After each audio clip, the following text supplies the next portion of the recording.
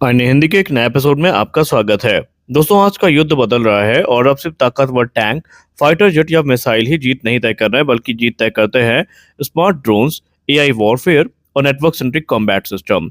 और अब Indian army भी इसी दिशा में एक बहुत बड़ा कदम उठा चुकी है, क्योंकि भारत का एलसीएस प्रचंड, जो अब तक सिर्फ एक अटैक हेलीकॉप्टर माना जाता था, वो धीरे धीरे बदल रहा है एक ड्रोन मदरशिप के रूप में। यानी एक ऐसा हेलीकॉप्टर जो खुद दुश्मन के सामने जाएगा और दूर बैठकर जो है ड्रोन लॉन्च करेगा और टारगेट को ढूंढेगा। आप इसको इस तरह भी देख सकते हैं कि दुश्मन के एरिया के करीब जाकर, लेकिन उनकी पकड़ से बाहर रहकर, ये ड्रोन को लॉन्च करेगा और बाकी का काम ड्रोन पूरा करेंगे। बेसिकली ये एयर डिफेंस सिस्टम्स को कंफ्यूज भी करेंगे और उनको न्यूट्रलाइज भी करेंगे। एनिमी टैंक्स को भी डिस्ट्रॉय करने की कैपेबिलिटी इनके पास होगी। तो आखिरकार क्या है इंडियन आर्मी का नया man and man teeming doctrine, और कैसे एलसीएस प्रचंड हेलीकॉप्टर फ्यूचर वॉरफेयर का सबसे खतरनाक प्लेटफॉर्म बन सकता है, और क्यों चीन के लिए ये एक बड़ी चिंता का सबब है। आज के इस वीडियो में हम सब कुछ समझेंगे डिटेल में। सबसे हम समझते हैं पहले एलसीएस प्रचंड आखिरकार है क्या। देखिए, एलसीएस प्रचंड भारत का एक लाइट कॉम्बैट हेलीकॉप्टर है, जिसे हिंदुस्तान एरोनॉटिक्स लिमिटेड ने डेवलप किया है। इसे खास तौर पर हाई एल्टीट्यूड वॉरफेयर के लिए डिजाइन किया गया है। यानी लद्दाख, सियाचिन और हिमालयन जो रेंजेस हैं, वहां पर इसके कॉम्बैट ऑपरेशंस काफी स्मूथ होते हैं, क्योंकि ये डिजाइन ही उनको ध्यान में रखकर किया गया है। दरअसल कारगिल युद्ध के समय भारत को अपनी एक बहुत बड़ी कमजोरी के बारे में पता चला था कि उनके पास फाइटर जेट्स तो हैं, उनके पास एमुनिशन भी है, लेकिन जब बात आई अटैक हेलीकॉप्टर की, तो उस समय हमारे पास कोई डेडिकेटेड अटैक हेलीकॉप्टर नहीं था, और हमने मी-17 और दूसरे हेलीकॉप्टर्स में ही जो रॉकेट पॉड हैं वो लगाकर अपना काम चलाया था। और तभी से हमें महसूस हुआ कि हमें इस प्रकार के हेलीकॉप्टर्स की अत्यंत आवश्यकता है, और यहीं से जन्म होता है एलसीएस प्रचंड प्रोग्राम का। इस हेलीकॉप्टर को खास तौर पर डिजाइन किया गया है हाई एल्टीट्यूड वॉरफेयर के लिए। यानी लद्दाख, सियाचिन और हिमालय के जो इलाके हैं, वहां पर इसके कॉम्बैट ऑपरेशन को है वो काफी महत्वपूर्ण हो जाते हैं, और यह दुनिया के सबसे ऊंचे बैटलफील्ड में ऑपरेट कर सकता है। एलसीएस प्रचंड में 70 mm के रॉकेट्स मौजूद हैं। एंटी टैंक मिसाइल्स का इंटीग्रेशन चल रहा है। Mistral air to air missiles देखने को मिलती हैं और पावरफुल कैनन देखने को मिलती है। लेकिन अब इंडियन आर्मी इसकी जो कॉम्बैट कैपेबिलिटी है, उसमें एक नई चीज को ऐड करने वाली है। दरअसल अब तक अटैक हेलीकॉप्टर का मुख्य काम होता था सीधे बैटलफील्ड में जाना, टारगेट्स को आइडेंटिफाई करना, मिसाइल या रॉकेट से उन पर हमला करना और उनको तबाह कर देना। आमतौर पर हमने रॉकेट्स को इन्हीं भूमिका को पूरा करते देखा है। लेकिन अब मॉडर्न वॉरफेयर में जो बैटलफील्ड स्ट्रेटजी है वो काफ़ी बदल चुकी है, और ऐसे हेलीकॉप्टर्स का सीधा सामने जाना बहुत रिस्की साबित हो रहा है, क्योंकि आज हर बैटलफील्ड में मौजूद है man portable air defence system, जिसको आप शोल्डर फायर्ड मिसाइल भी कह सकते हैं, radar guided air defence system, और सबसे बड़ा खतरा है एफपीवी कामिकाजी ड्रोन, जो कि हेलीकॉप्टर्स को अपना टारगेट काफ़ी आसानी से बना सकते हैं। एग्जाम्पल के तौर पर आपने यूक्रेन वॉर को ही देख लीजिए। यूक्रेन वॉर ने पूरी दुनिया को ये दिखा दिया है कि जो लो फ्लाइंग हेलीकॉप्टर्स हैं, ये कितने ज़्यादा वनरेबल हो चुके हैं, और इनको मार गिराना कितना ज़्यादा आसान होता जा रहा है।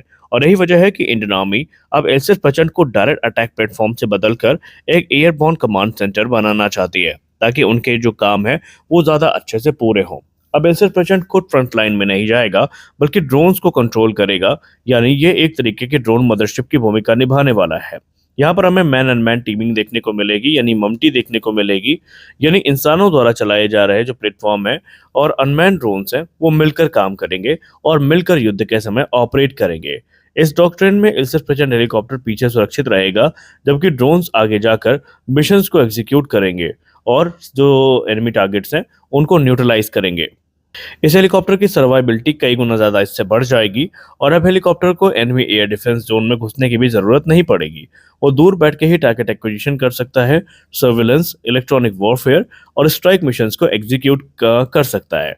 तो कुल मिलाकर हम ये कह सकते हैं कि इंडियन आर्मी एक बहुत बड़े रेवोल्यूशन के तौर पर जा रही है। रिपोर्ट्स की बात माने तो 2026 में लेह सेक्टर में कई हाई एल्टीट्यूड ट्रायल किए गए हैं, और इन ट्रायल में एयर लॉन्च लोइटरिंग म्यूनिशन यानी एएलएम सिस्टम का परीक्षण हुआ है। ये बेसिकली सुसाइड ड्रोन्स होते हैं। सुसाइड ड्रोन्स का मतलब ये किसी भी टारगेट को ढूंढते हैं और खुद को न्यूट्रलाइज कर लेते हैं। लेकिन इनकी सबसे डेंजरस बात यह है कि ये टारगेट के ऊपर होवर कर सकते हैं, टारगेट को लॉक कर सकते हैं और सही समय आने पर अटैक कर सकते हैं। ये सुविधा आमतौर पर हमें मिसाइल्स के साथ देखने को नहीं मिलती। मिसाइल टारगेट को लॉक करके उनको हिट करती है और उन्हें डिस्ट्रॉय करती है, लेकिन ये ड्रोन्स वेट कर सकते हैं और सही समय आने पर अटैक कर सकते हैं।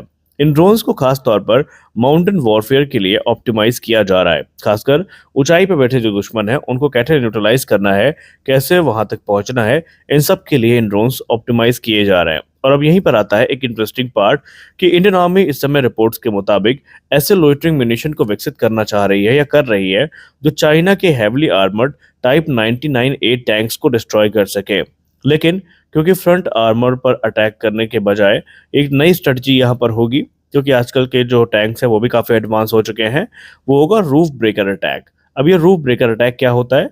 बेसिकली यहाँ पर ड्रोन जो है ये ऊपर से ही वर्टिकल ड्राइव करेगा और टैंक के टर्रेट रूफ पर हमला करेगा और खुद को तबाह करेगा। इससे होगा ये कि टैंक का, क्योंकि ऊपर का हिस्सा सबसे कमज़ोर माना जाता है और वहाँ पर जो टॉप आर्मर है उसको पेनिट्रेट करना आसान होगा और ये ड्रोन वही काम करेगा। आजकल टैंक्स पर केज आर्मर और ERA यानी एक्सप्लोजिव रिएक्टिव आर्मर प्रोटेक्शन लगाए जा रहे हैं जो साइड और फ्रंट अटैक से रोकने की कोशिश करते हैं, लेकिन टॉप अटैक स्ट्रेटजी उन्हें बाईपास कर सकती है। कुछ एक्सपेरिमेंटल ड्रोन्स में हमने ये देखा था या रिपोर्ट्स ऐसा बताती है, ऐसा हुआ है कि जो पैराफॉइल डिप्लॉयमेंट सिस्टम है उसका इस्तेमाल किया जा रहा है। यानी ड्रोन शुरुआत में बिना आवाज़ के ग्लाइड करेगा और सिर्फ फाइनल अटैक फेज में ही छोटा टर्बोजेट इंजन एक्टिव होगा। इसका फ़ायदा ये होगा कि एनिमी टैंक क्रू को रिएक्शन का टाइम ही नहीं मिलेगा, उन्हें पता ही नहीं चलेगा कि हमला कहाँ से होने वाला है और कब तक होने वाला है। और अब ट्रेडिशनल अटैक हेलीकॉप्टर आमतौर पर इस तरह से काम करेंगे। अब यहाँ पर एक चीज़ आपको पता थे कि आमतौर पर जो ट्रेडिशनल अटैक हेलीकॉप्टर हैं वो 4 से लेकर 7 किलोमीटर की रेंज पे ही ऑपरेट करते थे, लेकिन अब ये जो नया हमारा एलसी प्रचंड में डॉक्ट्रिन ऐड हो रही है, इससे इसकी जो एंगेजमेंट रेंज है वो बढ़कर 20 किलोमीटर से 40 किलोमीटर तक जा सकती है।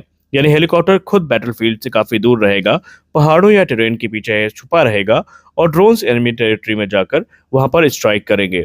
इससे एलसी प्रचंड की सर्वाइबिलिटी भी काफ़ी ज़्यादा बढ़ जाएगी। लेकिन यहाँ पर सिर्फ ड्रोन्स लॉन्च करना काफ़ी नहीं है। मॉडर्न वॉरफेयर में इलेक्ट्रॉनिक वॉरफेयर सबसे बड़ा हथियार बन चुका है, इसीलिए इंडिया ने डिस्क 14 इनिशिएटिव शुरू किया है। इसका मकसद है प्रचंड पर एडवांस इलेक्ट्रॉनिक वॉरफेयर सिस्टम का इंटीग्रेशन करना। ये system enemy drones, communication system और रेडार सिग्नल को जैम कर सकते हैं। यानी प्रचंड अपने आसपास एक इलेक्ट्रॉनिक प्रोटेक्शन बबल क्रिएट करेगा जिसको पेनिट्रेट कर पाना एनिमी के लिए बहुत मुश्किल होने वाला है। और आप सबने लॉयल विंगमैन कॉन्सेप्ट के बारे में तो जान ही लिया है, और हमारा प्रचंड किस प्रकार से ऑपरेट होगा ये निस्संदेह हमारी फ्यूचर कैपेबिलिटी को दर्शाता है। यहाँ पर साफ दिखाई दे रहा है कि इंडियन आर्मी फ्यूचर वॉरफेयर के लिए खुद को तेजी से तैयार कर रही है। जहाँ पर पहले हेलीकॉप्टर सिर्फ रॉकेट और मिसाइल से अटैक करते थे, वे अब network centric drone warfare platform बन रहे हैं। और फ्यूचर बैटलफील्ड में शायद वही देश जीतेंगे जो AI, ड्रोन, इलेक्ट्रॉनिक वॉरफेयर और अनमैन्ड सिस्टम को बेहतर तरीके से इंटीग्रेट कर पाएंगे। और प्रचंड का ये ट्रांसफॉर्मेशन, माफ कीजिएगा, वो इमरजेंसी अलर्ट है जो मौसम विभाग की तरफ से जारी किया जाता है, वो आया था रिकॉर्डिंग में। तो यहाँ पर हम बात कर रहे थे एलएसएस प्रचंड की। तो ये जो एलएसएस प्रचंड पे किया जा रहा है, इससे निस्संदेह ये प्लेटफॉर्म एक गेम चेंजर प्लेटफॉर्म बन जाएगा। तो आप क्या सोचते हैं, क्या वाकई इंडियन आर्मी का ये जो स्टेप है ये यूजफुल होगा, या अभी हमें इसके लिए और जो टेक्नोलॉजी है उसको मैच्योर करने की ज़रूरत है? आप इसको लेकर क्या सोचते हैं, हमें अवश्य बताएं। मिलते हैं अगले वीडियो में, तब तक के लिए जय हिंद।